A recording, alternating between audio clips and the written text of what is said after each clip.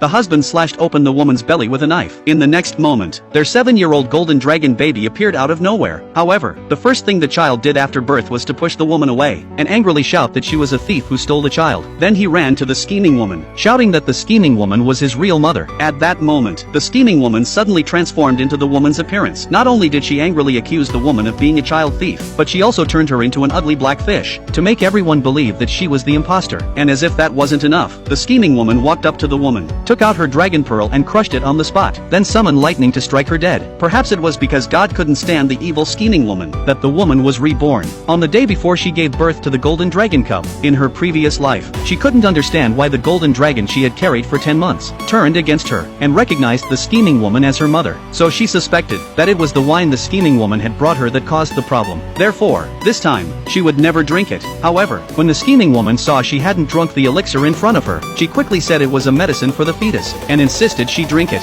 or else she would anger the Dragon King. To uncover the truth, she pretended to drink the elixir. After seeing the scheming woman leave in satisfaction, she immediately spat out the drink, fearing it might be poison that could harm the fetus. She quickly asked the child in her womb. To her relief, the baby responded. Seeing her son was healthy, the woman finally felt at ease, but she still couldn't understand why the scheming woman, a lowly black fish, had turned into a mermaid princess to impersonate her. The only explanation was that her husband and the scheming woman were in cahoots. She recalled 500 years ago, when her husband had asked for her hand in marriage with the Pearl of the East Sea, and made her the queen of the mermaid tribe. For 500 years after their marriage, they had been very loving. She firmly believed her husband would never betray her, but reality was beyond her imagination. Hearing that her husband and the scheming woman were planning to kill her, the woman rushed into the room, but she didn't expose them on the spot. Instead, she watched her husband put on a false show in front of her. The husband, wanting the woman to safely give birth to the child, suggested she rest in the dragon transformation pool. She recalled that in her previous life, she had followed her husband's advice, and rested in the pool for several days, only for the little golden dragon born after 10 months of pregnancy, to recognize the scheming woman as its mother. Perhaps the water in the dragon transformation pool had been tampered with, so she pretended to agree to her husband's and the scheming woman's suggestion, saying she would go to the dragon transformation pool immediately. But the next second,